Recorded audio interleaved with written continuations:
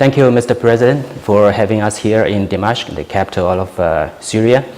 I think this is the first interview you have with the Chinese media after the national ceasefire and after so many fresh round of talks, both in Astana and Geneva. And of course, after US President Donald Trump's inauguration. And these days, as we have seen, your troops are making steady progress in the battlefields. But peace talks do not seem just as productive. So as far as the Geneva talks is concerned, your chief negotiator, Mr. Jafari, was trying hard to find out who should be sitting on the other side of the negotiation table. So according to your idea, who should be sitting there? You're right. This is a very crucial question. If we want those negotiations to be fruitful, we have to ask who's going to be sitting there. I mean, there could be a lot of good people with good intentions, but the question is, who do they represent? That's the question. In this situation, you have different groups. You have people who are let's say, patriotic, but they don't represent anyone, they represent themselves. You have others who represent the terrorists, and you have terrorists on the table.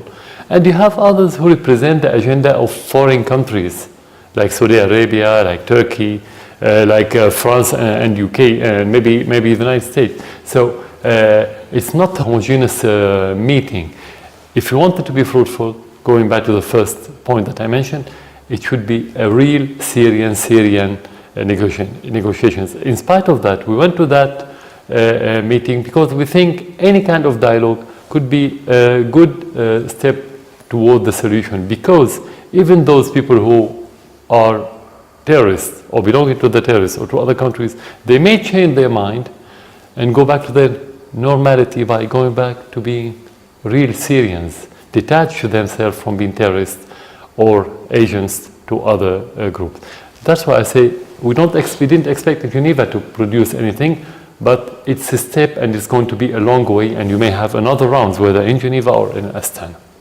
But anyway, it is an intra-Syrian talks, right? But the matter of the fact is, it is a proxy dialogue. I mean, main parties do not meet and have dialogue directly. Exactly. So are you personally satisfied with the current negotiation format or mechanism? We didn't forge this mechanism. It was forged by de Mistura and the UN with the influence of the country that wanted to use those negotiations in order to make pressure on Syria not to reach any resolution. As you just said, each one represents different agenda. Even the opposition delegations, it wasn't one delegation, different delegations of the opposition. So if I'm going to, as a government, if I'm going to negotiate with with someone, who's going to be? Which one? Who represents who? That's our question. So you are right. This time there was no negotiations in Geneva. And this is one of the reasons. That's why it didn't reach anything. The only thing that we discussed in Geneva was the agenda, the headlines, what are we going to discuss later. That's it. But as we see, a lot of times, money, energy have been put into this effort. Exactly. And the clashes are still going on. People are still dying, and the refugees are still increasing. Exactly. What is the possible way of having a negotiation? Again, you are correct. The more delay you have, the more harm and destruction and killing and blood you'll have within Syria. That's why we are very eager to achieve a solution. But how and which way, you need to have two parallel ways. The first one is to fight the terrorists. And this is our duty as government, to defend the Syrians and use any means in order to destroy the terrorists who is killing and destroying Syria. The second one is to make dialogue. This dialogue has many different aspects.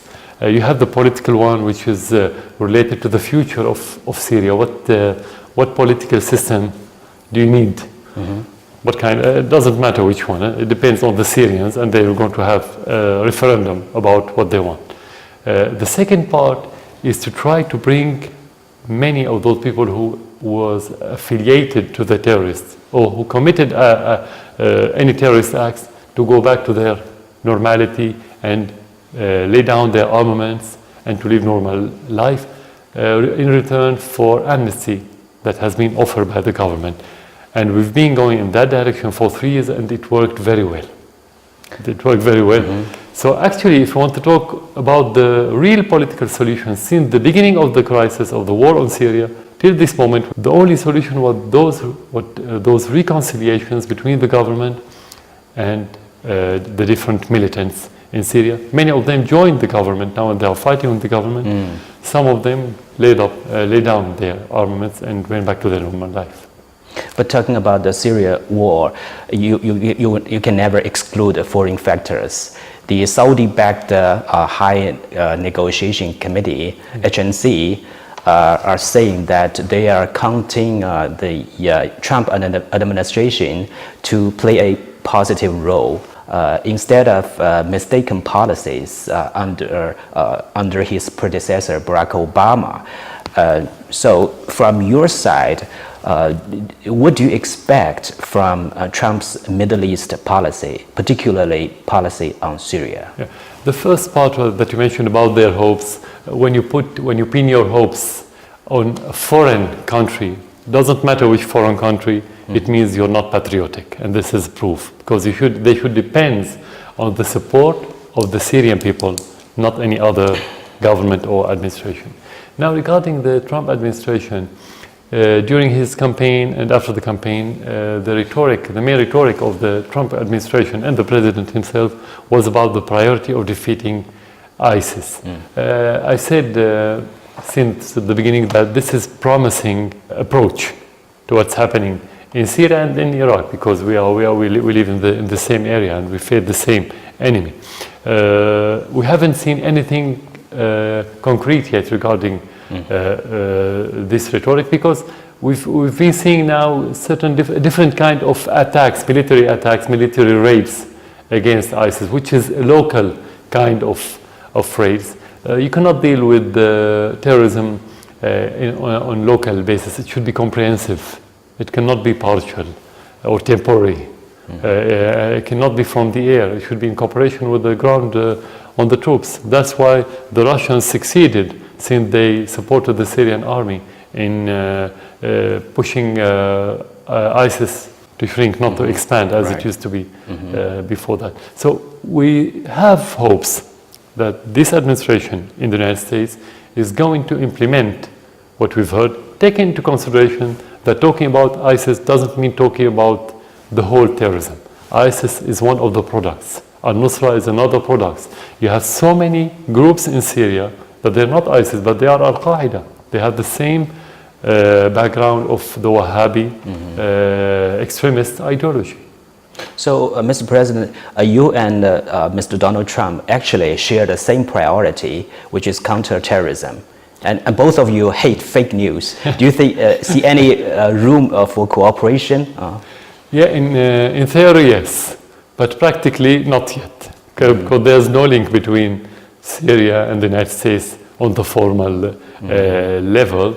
Even their raids against ISIL that I just mentioned, which are only a few raids, happened without the cooperation of the consultation with the Syrian army or the Syrian government, which is illegal, as we always say. So theoretically we share those goals, but practically not yet.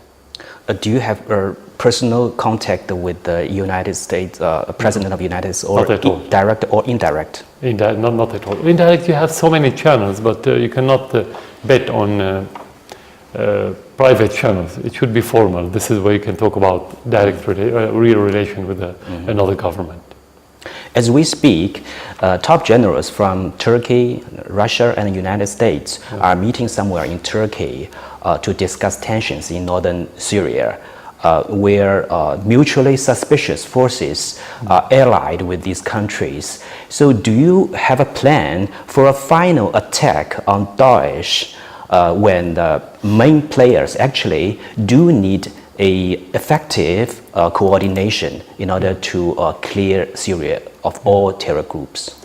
Yeah, if we want to link that meeting with ISIS in particular, won't be objective because at least one party, which is Turkey, has been supporting ISIS till this moment because Erdogan, the Turkish president, is Muslim Brotherhood. He is ideologically linked and sympathetic with ISIS and with al-Nusra. And everybody knows about this in our region, and he helped them either through armament, logistically, through exporting oil.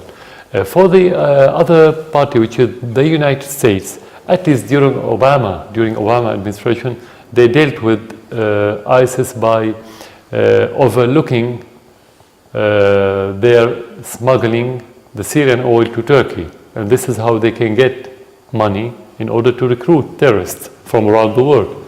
And they didn't try to do anything more than cosmetic against ISIS. The only serious party in that regard is Russia. Russia, which is effectively attacking ISIS in cooperation with us. So the question, how can they cooperate? And I think the Russian, they have hope that the two parties join the Russians and the Syrian in their fight against terrorism. So we have more hopes now regarding the American party because of the new administration, while in Turkey nothing has changed in that regard. ISIS in the north have the only one route of supply is through Turkey. And they're still alive, and they're still active, and they're still resisting different kind of raids and attacks because of the Turkish support. And now U.S. troops are in Manbij. Yeah. Is the green light from your side? Did you open the door for these American troops? No, we didn't. Any foreign troops coming to Syria without our invitation or consultation or permission, they are invaders, whether they are American, Turkish, or any other one. No, we don't. And we don't think this is going to help. Well, what are they going to do? To fight ISIS? The Americans lost nearly everywhere. They lost in Iraq. They had to withdraw at the end. Even in Somalia, let alone Vietnam in the past, and Afghanistan, your neighboring country. Right. They didn't succeed anywhere they sent troops. They only create mess. They are very good in creating problems and destroying, but they are very bad in finding solutions. Talking about Russia and China, they just vetoed a new UN sanction on Syria last week. What do these Chinese vetoes mean exactly for your country? Let's be very clear about their position, which is not to support the Syrian government or the Syrian president, because in the way they try to portray it as a personal problem, and as Russia and China and other countries in Iran support that person as president. It's not the case. China is member of the Security Council, and it's committed to the Charter of the United Nations. In that veto, China has defended, first of all, the Charter, because the United Nations was created in order to restore stability around the world. Actually, the Western countries, especially the permanent members of the Security Council, they are trying to use the United Nations and the Security Council as a tool or mean in order to change regimes or government, to implement their agenda, not to restore stability, actually to create more instability around the world. So the second part, that China restored the stability in the world by creating some kind of political balance within the United Nations, of course in cooperation with Russia, which is very important for the rest, for the whole world. Of course, Syria was the main headline. This is good for Syria, but again, it's good for the rest of the world. Third, the same country that they wanted to use the UN chart for their own vested interests are the same country who interfered or tried to intervene in your country in the late 90s. And they used different headlines, human rights, and so on. And you know that. And if they had the chance, they would change every government in the world, whether big country or small country, just when this government tried to be a little bit independent. So China protected the Chinese interests, Syrian interests, and the world interests, especially the small countries or the weak countries. If I'm not mistaken, you said China is going to play a role in reconstruction of Syria. So in which areas you think China can contribute to bring Syrian people back to their normal life after so many years of hardships? Yeah, actually, if we talk about what the terrorist has been doing during the last 6 years, it's destroying everything regarding the infrastructure. In spite of that, the Syrian government is still effective, at least by providing the minimum needs for the Syrian people. But they've been destroying everything in every sector with no exception. Adding to that, the Western embargo in Syria has prevented Syria from having even the basic needs for livelihoods of any citizen in Syria. So I think in which sector, in every sector, I mean, China can be in every sector with no exception because we have damage in every sector. But if we talk about now, before this comprehensive reconstruction started, China now is being involved directly in building many projects, mainly industrial projects in Syria, and you have many Chinese experts now working in Syria in different projects in order to set up those projects. But of course, when you have more stability, the most important thing is building the destroyed suburbs. This is the most important part of the reconstruction. The second one is the infrastructure. The sanitation system, the electricity, the oil fields, everything with no exception. The third one, the industrial projects, which could belong to the private sector or the public sector in Syria. All right. And it seems no secret that there are some Chinese extremists are here fighting alongside on Daesh. I think it is a threat both to Syria and China. What concrete or effective measures do you have to control border and prevent these extremists from free movement in the region?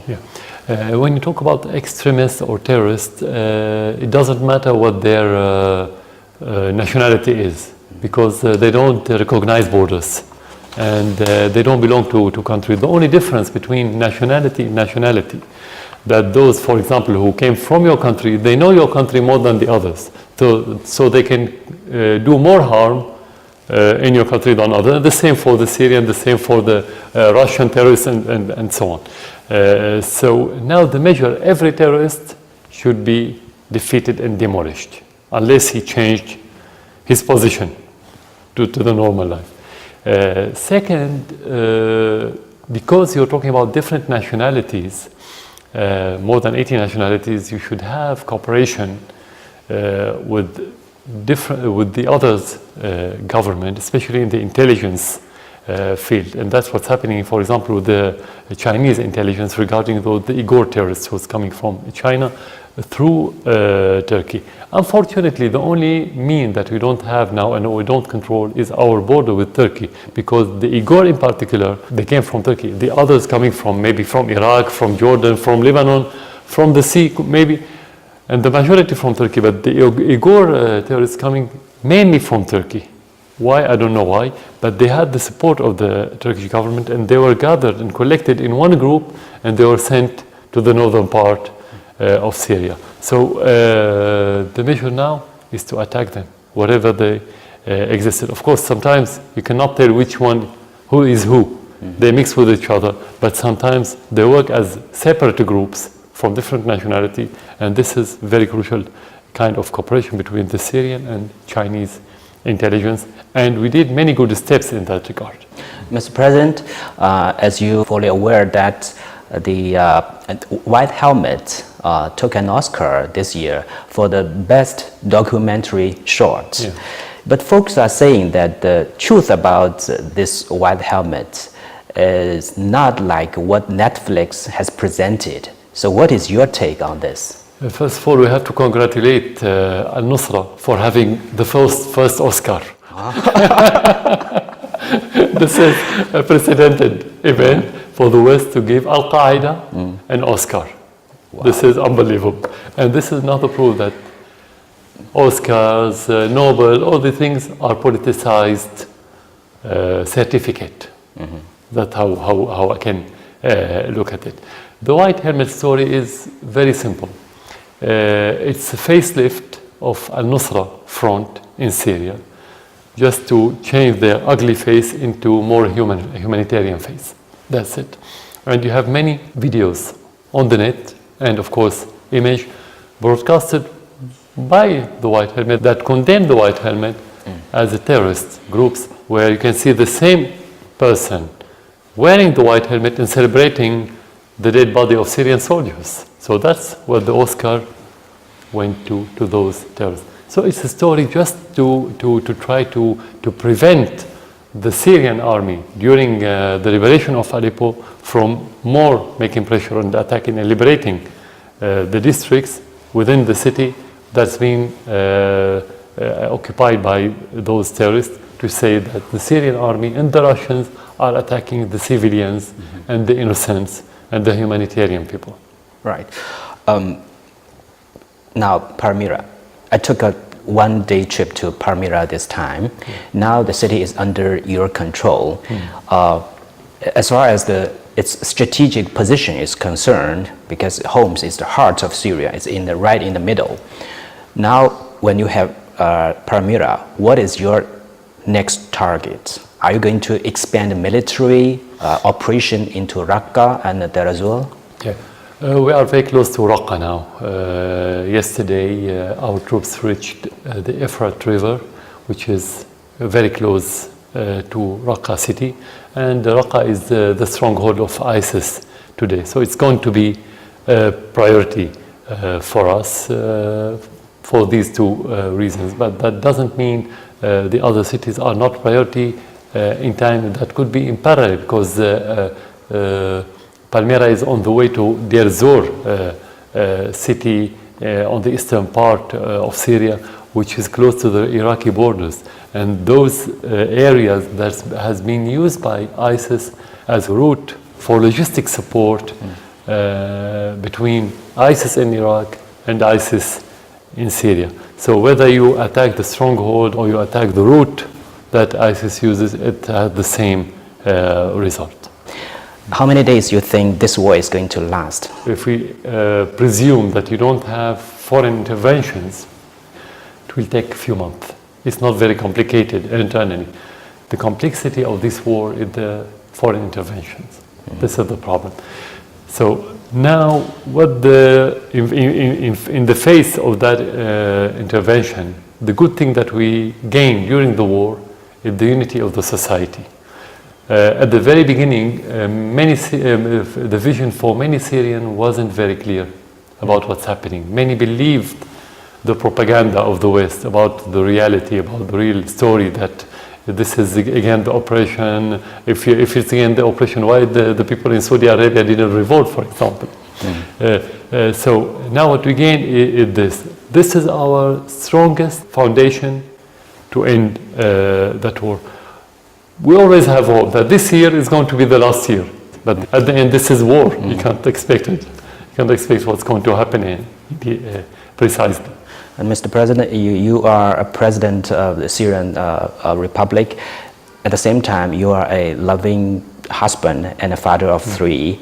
How can you balance the role of being a president, a father, and a husband?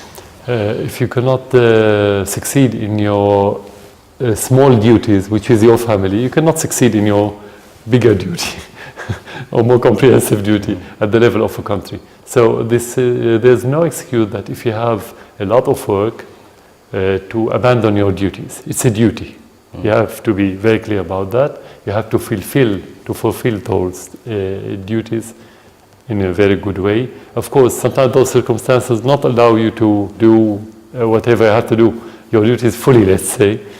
For 24 hours, how many times you spend on work and how many times you spend with your family members? Actually, it's not about the time, because even if you are at your home, you have to work. Okay. So let's say in the morning and the evening, you have the chance. But in between and after those times, you have the whole day to work. Have you ever thought of leaving this country for sake of your family?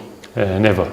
after 6 years. I mean, the most difficult times passed. It was in 2012 and 13. Those times we never thought about it. How can I think about it now? So no, this is not option. Whenever you have any kind of reluctance, you will lose. You will lose not with your enemies, you will lose with your supporters. Those support, I mean, the people you work with, the fighters, the army, they will feel if you're not determined to defend your country. We never had any fear, neither me nor any member of my family. And how is Karim's Chinese getting along? He learned the basics of Chinese language, I think 2 years ago. Unfortunately, the lady and the man who taught him, they had to leave because they were members of the Chinese embassy. They went back to China now. He stopped, but I'm sure when he's getting older, he had the basic now and he can improve his Chinese language. Do you think it's a good choice to learn Chinese for him? Of course, because China is rising power. So you didn't force him to learn Chinese. It's his own option, right? No, we never thought about it actually. I didn't think that he has to learn Chinese, and I didn't expect him, if I thought about it, that he would say yes, because for many in the world, the Chinese language is a difficult language to learn. He took the initiative and he said, I wanted to learn Chinese. Actually, actually till this moment, I didn't ask him why. I want him to feel free, but when he's getting old, I'm going to ask him, how did it come to your mind to learn this language, this difficult language, but of course, important language. You didn't ask him before? No, not yet. So you think it's a good choice? Of course. As I said, it's a rising power. It's important now. I mean, most of the world have different kind of relation with China, whether in science, in politics, in economy, in business. I mean, in every field you need it now. And our relation for the future is going to be on the rise. It was good, but it's going to be on the rise because when a country like China proves that he's a real friend that you can rely on, it's very natural to have better relation on the popular level, not only on the formal level. Thank you.